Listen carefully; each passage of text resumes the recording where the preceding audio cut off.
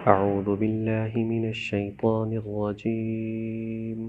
بسم الله الرحمن الرحيم وما قدر الله حق قدره إذ قالوا ما أنزل الله على بشر من شيء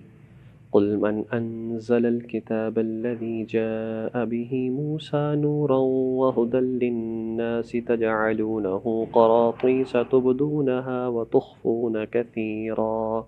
وعلمتم ما لم تعلموا أنتم ولا آباؤكم قل الله ثم ذرهم في خوضهم يلعبون صدق الله العظيم وما قدر اللہ حق قدرہ، اور ان لوگوں نے، ان کافروں نے اللہ کی قدر نہیں کی، حق قدرہ، جیسا کہ اس کی قدر کرنے کا حق تھا۔ اذ قالوا، جب انہوں نے کہا، ما انزل اللہ علی بشر من شیء، کہ نہیں نازل فرمایا اللہ تعالیٰ نے کسی انسان پر من شیء، کسی چیز کو۔ یہ بات کہہ کر کہ اللہ تعالیٰ نے کوئی چیز نازل نہیں فرمائی، یہ بات کہہ کر انہوں نے اللہ کی ناقدری کی۔ قل من انزل الکتاب الذی جاء بہ موسیٰ، تو آپ کہہ دیجئے کون ہے کہ جس نے نازل کیا اس کتاب کو کہ جسے موسیٰ علیہ السلام لے کر آئے، نوراً،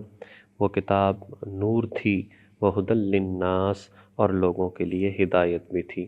تجعلونہ قراطیس تبدونہا وتخفون کثیرا، کہ تم اس کے تجعلونہ قراطیس، اس کے جو حصے ہیں ان میں سے کچھ کو تم ظاہر کرتے ہو، وتخفون کثیرا، اور کچھ کو تم چھپا لیتے ہو۔ تجعلونہ، کہ تم نے اس کو بنا دیا، قراطیسا، اس کے کاغذ کو، اس کے ٹکڑوں کو، قراطیس قرطاس کی جمع ہے، کاغذ کے ٹکڑوں کو کہا جاتا ہے، کہ اس کے کچھ حصوں کو تم نے تبدونہا، ظاہر کر دیا، وتخفون کثیرا،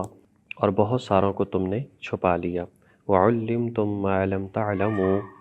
اور تم جان گئے، ما لم تعلموا، جسے تم نہیں جانتے تھے، اسی کتاب کے ذریعے سے وعلمتم، تم نے بہت سارا علم حاصل کیا، ما لم تعلموا، جسے تم پہلے نہیں جانتے تھے، انتم ولا آباؤکم، اور نہ ہی تمہارے آباء و اجداد جانتے تھے۔ قل اللہ،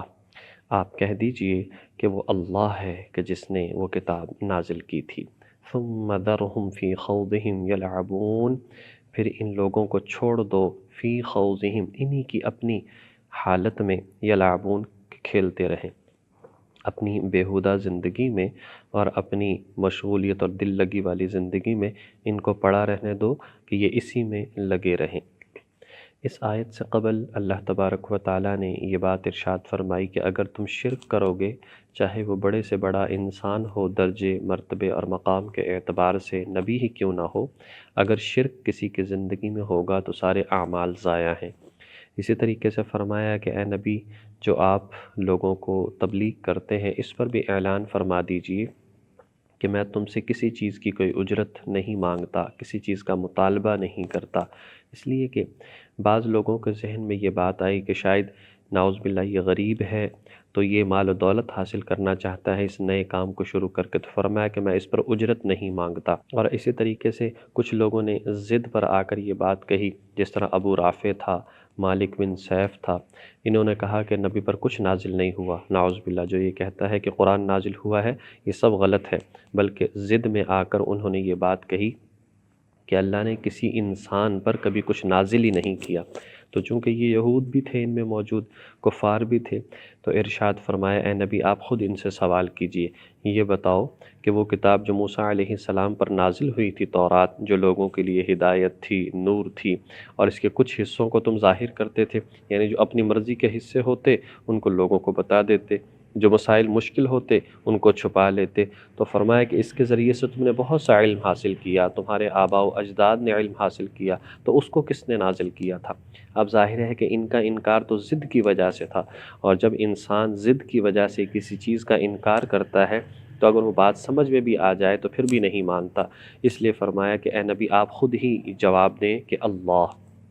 کہ اللہ تعالیٰ کی ذات ہے کہ جس نے موسیٰ علیہ السلام پر کتاب کو نازل کیا تھا، لہذا اسی اللہ کی ذات نے نبی پاک صلی اللہ علیہ وسلم پر قرآن کریم کو نازل فرمایا ہے۔ باقی ان کی جو حالت ہے، جب آپ نے تبلیغ کر دی، آپ نے ان کو بتا دیا کہ حق کیا ہے باطل کیا ہے، لہٰذا اب انہیں ان کی حال پر رہنے دو۔ زبردستی ایمان میں داخل کرنا یہ آپ کی ذمہ داری نہیں ہے۔ وَهَذَا كِتَابٌ أَنزَلْنَاهُ مُبَارَكٌ، اور اسی طرح یہ کتاب یعنی قرآن کریم، یہ کتاب بھی انزلناہ کہ اس کو ہم نے نازل کیا ہے، مبارکن یہ بڑی برکت والی ہے، مصدقن اور یہ کیا ہے تصدیق کرنے والی ہے، الذی بین یدیہ ان کتابوں کی جو ان سے پہلے گزر چکی ہیں۔ ظاہر ہے کہ یہ سب سے آخر میں آنے والی ہے، اس سے پہلے تورات، زبور، انجیل یا صحائف آسمانیہ جو بھی نازل ہوئے یہ ان کی تصدیق کرنے والی ہے کہ کس نبی پر کون سی کتاب اور صحائف نازل ہوئے تھے۔ وَلِتُنذِرَ أُمَّ الْقُرَىٰ، لہٰذا آپ جو ہے اسی کتاب کے ذریعے سے ام القریٰ تمام بستیوں کی ماں کے لوگوں کو ڈرائیے، تمام بستیوں کی جو ماں ہے وہاں کے رہنے والوں کو ڈرائیے۔ ام القریٰ یہاں سے مکہ مکرمہ مراد ہے، ومن حولہا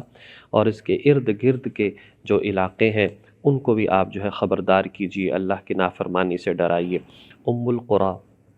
ام القریٰ مکہ مکرمہ کو کہا جاتا ہے اس لیے کہ ساری دنیا کا درمیان ہے، یہیں سے شرقاً غرباً شمالاً جنوباً جو ہے ساری زمین کو پھیلایا گیا ہے۔ بالکل ایسے ہی سمجھا جائے جیسے کہ ایک آٹے کا پیڑا ہو اور وہ بالکل ایک جگہ پر رکھا جائے، اسے جب پھیلایا جائے تو وہ چاروں طرف پھیلتا ہے۔ اسی طریقے سے اللہ تبارک و تعالیٰ نے پوری زمین کا پیڑا گویا کے بنا کر جہاں پر مکہ ہے وہاں پر رکھا اور وہاں سے اس کو پھیلایا، پھر اللہ پاک نے چاروں طرف زمین کو پھیلا دیا۔ تو اس لیے فرمایا ام القریٰ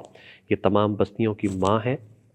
اس کو آپ خبردار کیجیے اور یہیں کے رہنے والوں کو اور اس کے آس پاس کے رہنے والوں کو اس قرآن کی برکت سے خبردار کیجیے۔ یہ قرآن کریم کے بارے میں ارشاد فرمایا کہ یہ قرآن کریم بڑی برکت والا ہے، اس قرآن کریم کو پڑھنا بڑی برکت کا باعث ہے، عبادت ہے، ثواب ہے، دیکھنا ثواب ہے، اس کو چھونا ثواب ہے، اس پر عمل کرنا ثواب ہے اور اس کو سمجھنا بھی ثواب ہے، ہر حوالے سے ثواب ہی ثواب ہے۔ لہٰذا جو شخص قرآن کریم کے نسخے کو پکڑ کر باوضو ہو کر دیکھ کر اس کی تلاوت کرتا ہے اسے ساری برکتیں حاصل ہو جاتی ہیں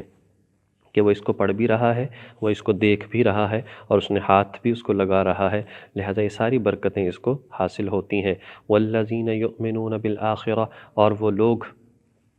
لوگ جو کہ ایمان لاتے ہیں آخرت پر، یؤمنون بہ وہ اس قرآن کریم کو بھی مانتے ہیں، وہم علی صلاتہم یحافظون اور وہ لوگ اپنی نمازوں کی حفاظت بھی کرنے والے ہیں۔ تو اس لیے ان آیات کے اندر جو اس کا خلاصہ نکلتا ہے وہ یہی بات ہے کہ اللہ تبارک و تعالیٰ نے جو قرآن کریم نازل فرمایا ہے یہ برحق اور سچی کتاب ہے، لہٰذا اس کے تمام احکامات پر عمل کریں گے تو ہماری ہی زندگی بنے گی اور آخرت بھی بنے گی، اور یہ بڑی برکت کا باعث ہے۔ آج ہم نے قرآن کریم کی تلاوت کو چھوڑ دیا، آج ہم نے قرآن کریم پر عمل کرنا چھوڑ دیا، افسوس ہے کہ قرآن کو صحیح پڑھنا نہیں آتا، حالانکہ حق ہے کہ قرآن کو اچھا پڑھنا سیکھا جائے، صرف تلاوت سیکھی جائے، اس کے بعد قرآن کو سمجھا جائے، اس کے بعد قرآن کریم پر عمل کیا جائے، اور جب عمل ہو جائے پھر اس کی تعلیم کو آگے پھیلایا جائے۔ اگر ان حقوق کو ہم ادا نہیں کریں گے، کل قیامت کے دن قرآن ہمارے خلاف ہوگا اور ہم جواب نہیں دے سکیں گے، اور اگر ہم نے ان حقوق کو ادا کرنے کی کوشش کی تو قرآن ہمارے حق میں گواہی دے گا کہ یا اللہ اس نے میری خاطر اپنے وقت کو جو ہے